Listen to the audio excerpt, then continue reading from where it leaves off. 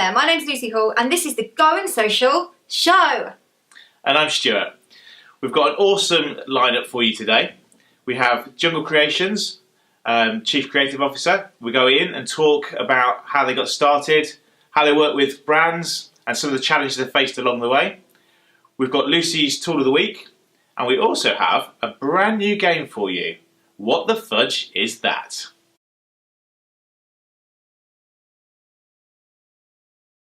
Hi there, my name's Lucy Hall and this is the Tool of the Week. Every week we look at a tool that is there to make social media marketers' lives much easier, whether it helps you to be faster, to be more productive, or to be more creative.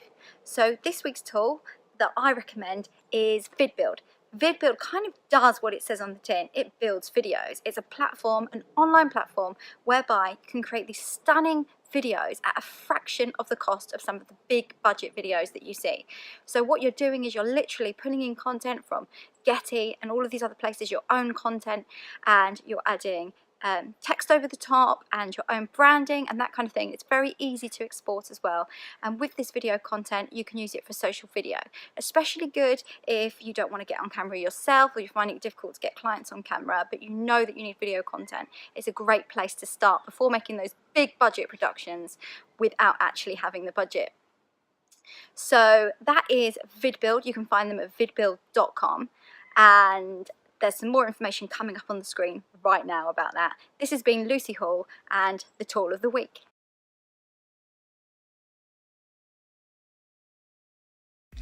Well, it's an early start for me. I'm off into London to see Jungle Creations.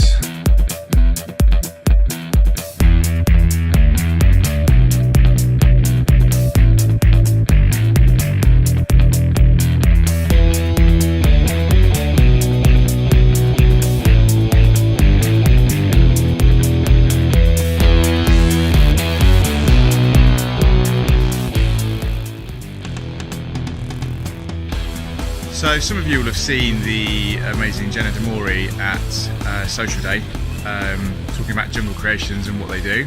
And today we're really lucky that we've been invited in by Marissa to meet some of their staff and find out a bit more about what they do. Right, I'm with Henry Hitchcox from Jungle Creations. Welcome. Thank you very much. Well, Thanks. I was going to say thanks for having me, but Thanks, and we've got the gorilla as well. We have indeed Gary up there. Gary the gorilla. So we had a really good chat, we had a really good presentation from Jana at SocialDay, and thanks for letting us come in and find out a bit more about what you guys actually do here. So you're founder and Chief Creative Officer? Founder is probably a strong word. I'm a partner. I'm a partner in the business here and the Chief Creative Officer here. So what is your role here? So essentially I head up our branded content team. So sales team and the new partnerships team, they will bring in briefs and then I head up the creative teams that will come up with responses to those briefs, and then once they get signed off, I also head up the production teams that will execute them and then they'll get distributed via our big pages. So essentially I look after anything that's branded content that goes out across the pages and all the campaigns for various clients. Brilliant. Well, I did a bit of LinkedIn stalking, Okay. and you actually founded, is it Action Productions? Yes. This is probably where you got the confusion with the founder thing, because two businesses came together. So you went off, founded your own company, and a couple of years down the line, you merged with Jungle? Yes. So Jamie who founded Jungle, he and I were good friends. We went to uni together, we did the same degree, and we both knew we wanted to set up our own thing. And this must have been about 4 years ago, I'm going to say now. We were actually in the same shared office space and we were trying to figure out what we wanted to do. And this was at a time when there was like a golden era in Facebook, and there was like all this organic reach, like golden days when you could post something and your followers would actually see it. When there was some organic reach. When there was some organic reach back in the day, and so Jamie had grown these pages out while he was at uni to sort of 40, 50, maybe even 100,000 followers from writing silly articles about his time at Freshers and curating funny videos and photos and that kind of thing. And he'd grown this audience, and he realised if he could continue growing it out, he could plug brands into it. So he carried on growing out those pages and had that model. I was just fixated on making viral videos. Like, I was working in advertising at the time, and I just thought that they were doing a lot of boring TVC work, and I was like, I just want to make a viral video. So I just went out with some mates and some small cameras and tried to shoot this kindness experiment around London. And thankfully it went really well. I persuaded Jamie to post it on his pages at the time, and it got 64 million views in a week, and I had this nuts whirlwind where I was on ITV News talking about it and that kind of thing, and then continued to grow out that agency to sort of 8 people, won some really big clients, got some incredible, I think we're averaging like 17 million views on all the films we made in year 1, which was mad. And then Jamie had grown these pages out like massive, and then it got to this point where it was like whenever I'd make a video, I'd like take him out to dinner to try and persuade him to post it for one of my clients, right? And whenever... Bribe him. I tried to bribe him, yeah, which was easier because he was just posting videos on his pages, but then when he'd get briefs in from clients, he'd sort of commission me or take me out for dinner to try and help get me to make the video. So it was like... It worked both ways. It worked both ways, so then the idea was like, right, well, if we come together and we're all under one roof, we can do the creative and the production, and we've got this insane distribution network that you've got, so that was the idea between Action Productions and Jungle coming together about 18 months ago, I'm going to say. 18 months ago. So I mean, I came through your office this morning, and there's a healthy number of staff in there, so you've obviously had some serious growth. But what are the challenges that you sort of faced in trying to establish yourselves? I think literally you hit the nail on the head, the growth has been the hardest thing. I think we've gone from, when we came together, I think we were about 50 people in total. And yes, I think I brought over about 8, and the Jungle was at about 40 at the time. And we've gone from 50 to 150 in that 18-month period, which has been great. It's been super exciting, but I guess the challenge for me has been maintaining that quality as you grow. And I think as everyone in the business will tell you, I'm a bit of a perfectionist, so I'm a bit OCD about things and quality and how things look. And I think trying to just pass that on to people and ensure that as we work on more and more and more campaigns, the quality stays there. Has been the challenge, but I think we've managed to do it. There's not been a bit of work where I've been like ashamed to put it out. Touch wood. Note to self: let's not send this video to Henry to proof before we send it out. So if you could go visit yourself just when you're starting off, what advice would you perhaps give to make life a bit easier? I think when I first started out, I gave myself a real mountain to climb, because I wanted to make money but do good all at the same time, and I was very strict on that. So I would only, Action Productions, the idea was like positive action and positive social change, and the whole business would only ever work with ethical clients and charities, and that gives you, it's a really difficult model to get right. Because obviously charities don't have that much money, there are limited ethical businesses out there, and I'm going up and competing against BBH and Adam and Eve and all of these big creative agencies, and I'm strictly saying I'll only work with a set number of clients, so I'm trying to make it as a startup with clients that don't have massive budgets. And I think I got a realistic understanding over time of that. I think you've just got to slightly play the game, and so you've got to do commercial work, and so you can make that commercial work really positive. And then use that funding to do more pro bono work and actually do cheaper work for the clients that you really care about. And I think the merge with Jungle actually made that even more exciting, because it gave us this insane platform that we've got now, where we're reaching 1 billion people a week at the moment. And I think when you've got that power, you can do so much incredible stuff with it. And so I think actually merging together, playing a bit more of the corporate game, which is actually really exciting, we do some great work on that side, enables you to do far more charitable and positive work as well. So yeah, I mean, congratulations as well. I mean, I saw recently at Cannes Lions you won an award for, is it, forgive me if I get this wrong, but it's the Little Casanova campaign, is it Yachty? For Yachty, yeah. Yachty? Yeah. Yeah, that was a pretty incredible moment for us. I think, as I said, like the dream was to win a Cannes. Like, it's the biggest award in the industry.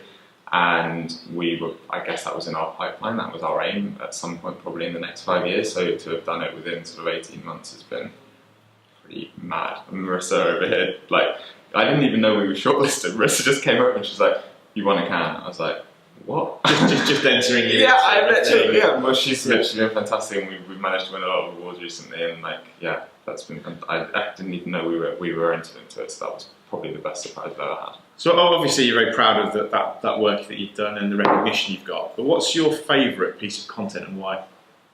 Oh, that's a good question. Can I say? You can give me a couple, Give me a couple, okay. I think we did one a couple of years ago for a charity called kindness.org, which actually came off the back of that first kindness film that I did. And they're all about promoting kind acts, and it's this amazing platform where everyone can go on and encourage each other to do kind things and report about it and tell stories. And they were launching, and they asked us to come up with a cool launch campaign for them. So we got this 28-year-old guy who's this rather unassuming maths teacher from Hackney, and we sent him out into the streets of London, and we got him to offer strangers help with anything, and just like literally walk around and be like, can I help you with anything? And just watch this kind of really interesting experiment, and we shot over 3 days. Yeah, and it was just really beautiful, and he himself was quite like, he wasn't too charismatic, but he wasn't too shy, and you watched him go on this journey as he like battled to kind of ask his people and get going. That was really nice.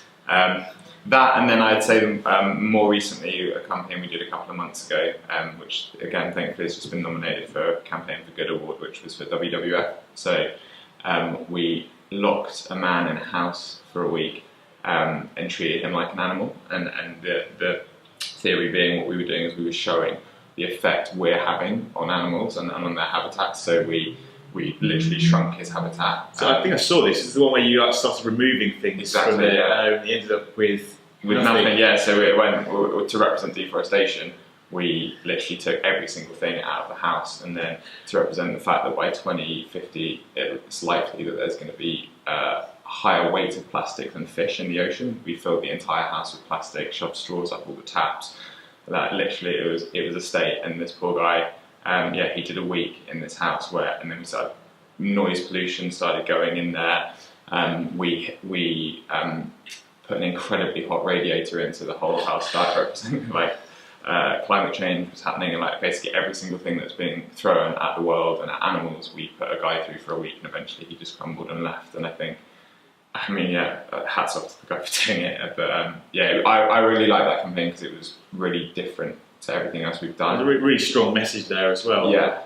My God, I mean, you know, wasn't one of your staff, was it, that you put in there? No, I think we did put out on our general Slack channel, does anyone want to be locked in a house for a weekend? Weirdly, we didn't get any responses to that.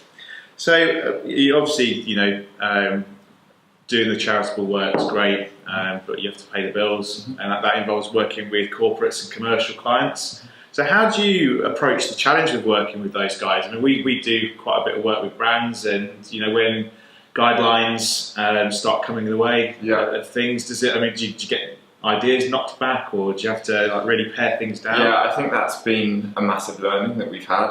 I think there were times when we had a really great idea in our head, client wanted it to be far more heavily branded, and we kind of went along with it, and then the content wasn't great, and I think we've really taken learnings from that. I think the key thing is just being clear with expectations at the beginning, like just reminding we're not TV, we're not like, I don't know, on TV between like an X Factor break, right? You can do a toothpaste ad that's like 9 out of 10 dentists recommend this, the micro pronamel fibers, right? You can't do that on social. It needs to be shareable, it needs to be entertaining, and you can't ram the brand down people's throats. So just basically being upfront with the brand at the beginning, saying this is how much your brand's going to be in it, it needs to be entertaining, and then it allows you to inform from there because it needs to be shareable. I think that's a key point. And then, so actually we have that now written in our contracts, like this is what it's going to be, and the contract says you can't deviate away from this without our permission, which is like, sounds a bit like stringent, but like you need to do that. I mean, we're obviously always going to bow down and make it work. Like the customer's always right. The customer's always right, but like we never really had an issue. I think I've had one issue in my whole time here, and other than that, it's been good. And I think if it ever gets down to that point where we've got differences, we'll always say, the customer's always right. But I think the nice thing is that we do a lot of testing as well. So if the client's on the fence about something and we're really pushing for something, what we can do is we can put it out to a select sample of people on social media, so like 5,000, 10,000 people, split test both the versions and go, look, it wasn't just us that's saying this, the data's backing up our opinion as well. And I think testing's been a really great thing that social's allowed. Do you think because there's still a slight disconnect with advertising / branding, sort of traditional marketing and social media marketing, particularly with the more viral campaigns, that you know, people are now coming to you with a bit more sort of trust? You know, they can see that you've got some great case studies, Walkers and some of the other brands that you work with, and they're kind of giving you a bit more of a carte blanche to to do what you want? Yeah, or? I think it also slightly depends on the size of the brand, right? So for like, if it's a really well established household brand like Walker's, right? Yeah. You can just there's more freedom to just make something really cool and entertaining and that matches the brand and is on their brand guidelines and fits their messaging and the campaign that they're working on at the time. But it doesn't need to be like, this is a pack of crisps. You open it like this, right? Because your mum knows what it is. It's a household name, it's a product that everyone understands, right? So you can just make a cool video and then have a Walker's logo at some point throughout or at the end, and people will go, oh, did you see that cool, funny video that Walker's made? So for big brands, that works. If it's for like startup brands or a product that needs to be explained, that's when the challenge comes in a little bit more, because you need to inform them of what the product is, how it works, and explain perhaps a new brand to people, like we had to do with Yoti to an extent. Yeah. And yeah, that's more of a challenge, because you've got to hit that holy grail of being informative and entertaining and still like shareable all in one, and that's really fun as a creative challenge. Do you get a lot of pressure for sort of return on investment? What does that look like for them? Are they more interested in vanity metrics and reach, or they're expecting to see a real? Well, again, I think that goes back into the same point. I think if you've got a big brand, it's a lot easier. They're probably going to be more focused on metrics like views and comments and that kind of stuff. Whereas if you're working, actually it depends. If you're working for a small brand, it's all about informing them of the product. But I think it depends on the brief. Like for example, for WWF, the main KPI and the main metric they were looking for there was people to go and visit their site and then sign up to do a small promise to the planet, whether that was doing your washing at 30 degrees or using a renewable coffee cup. And yeah, thankfully, I don't know if I've got the stats off the top of my head. I know the one we did previously for the Syria campaign, for example, we got 180,000 signatures through. Wow. WWF, I think, was around that number and slightly less, or perhaps slightly less. But yeah, I think a lot of what we do is that brand awareness play, but then there'll be other KPIs and other metrics that will be like click-throughs, sign-ups, downloads. Yeah, especially for the charities. I mean, I bet that's quite important, trying to get the get the data capture. Exactly. It can be donations as well for charities, and I think I would say generally the way not just we're set up, but the way that the social publishers and social creative agencies are set up, brand awareness is predominantly the main KPI metric we work towards. Okay, so if you could change one thing about social media marketing, what would it be? Wow. Okay. You are king for the day. You can do what you want. I was having a really interesting conversation with someone the other day about this idea that on your personal accounts, what if only you could see the amount of likes you were getting, right?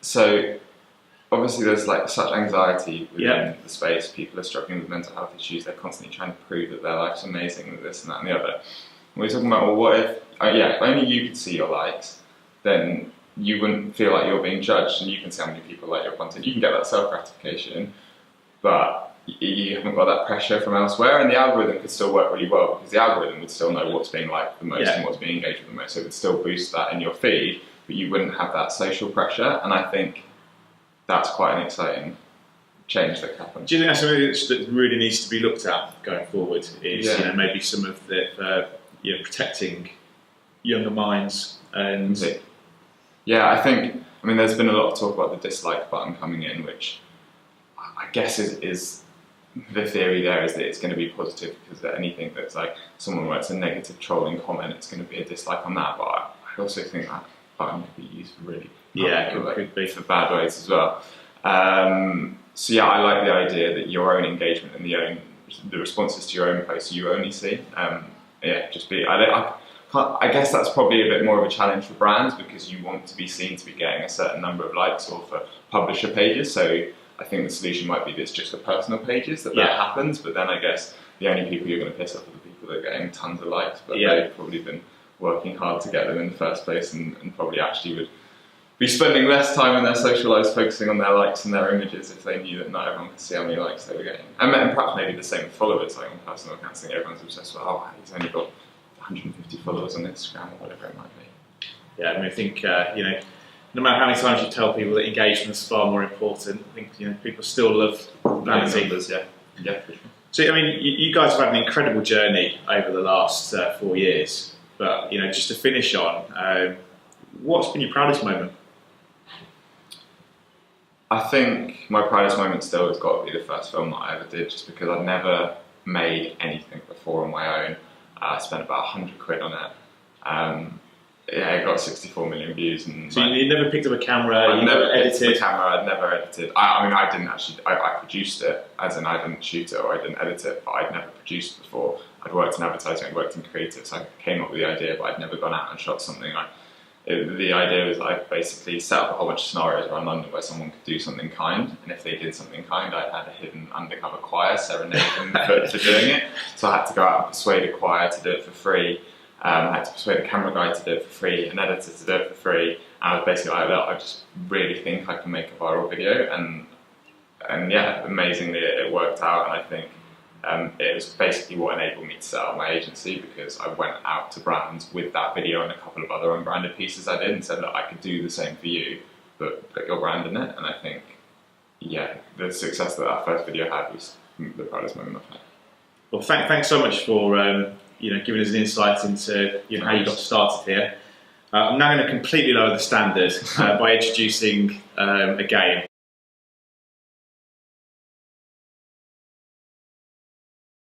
So this next part of the show is a new quiz that we've come up with. It's called "What the Fudge Is That?"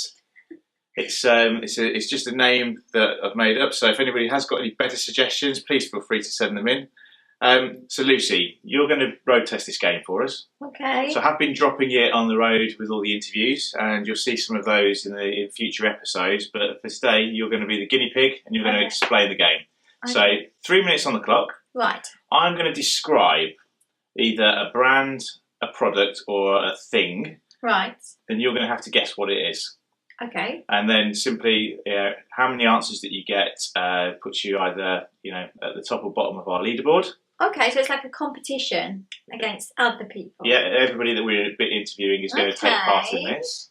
And you can pass. If you don't get it, just pass. Okay. Right, so are you ready? I am ready. I'm going to start the timer. Go. Okay, so this is a well-known staple of the British diet. It is half right. Potatoes. Half right. Mashed potatoes. So potatoes. Chips come with something usually. It's a type of shop. Chips and fish and chips. Yeah. So this is a game. It was around when I was a kid. It's got marbles and straws. You take the straws out and things drop. Oh, I can't remember what that's called. Pass. I know what you mean though. Okay. This is. They only have the answer. Smarties. Yeah. That is hilarious. This is aeroplane company. They Orange. EasyJet. Yeah. So this is a well-known Swedish furniture shop. IKEA. This has just gone into administration and closed. They were. Toys R Us. Yeah. This is an item of clothing. Top. It doesn't have sleeves. Vest. It comes in a variety of colours and slogans on it. It's a staple for everybody's wardrobe. A vest. I'm wearing one. A t-shirt. Yeah. So this is a type of lawnmower. Flymo. Yeah. This is a suitcase for kids. A trunky. Yeah. This is a model train set company. Hornby. Yeah. This is a type of drink. It's very tropical. Lilt. No. Tango. No. Tropical. It. High five. No. Rio. No. Oh. Good knowledge on the drinks though. Somebody likes their fizzy Tropical drinks. drink. Yeah, it's a fizzy orange drink. Orangina. Totally tropical. It's also a club. What? Kiora. So, you've been to Club Kiora. No, just You're going to pass it. Club Tropicana. Tropicana. Yeah, correct. Okay. Never heard of that. So you should have gone to. They're a glasses company. Specsavers. Yeah. These are a type of shoe. You used to love them, I think, in the 80s and 90s. Platforms. No. Everybody at school would have had Skechers. them. They were these shoes to have. You used to have one foot had a little tag on it. Oh, kickers. Yeah. This is a paint company. Dulux. Yeah. Sorry, Lucy, you're out of time. 1, 2, 3, 4, 5, 6, 7, 8, 9, 10, 11, 12, 13. Unlucky for some. That doesn't put you top of our leaderboard, I'm afraid. And you'll have to find out next week who beat you.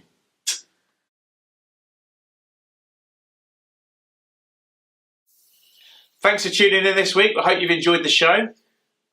And that's a wrap.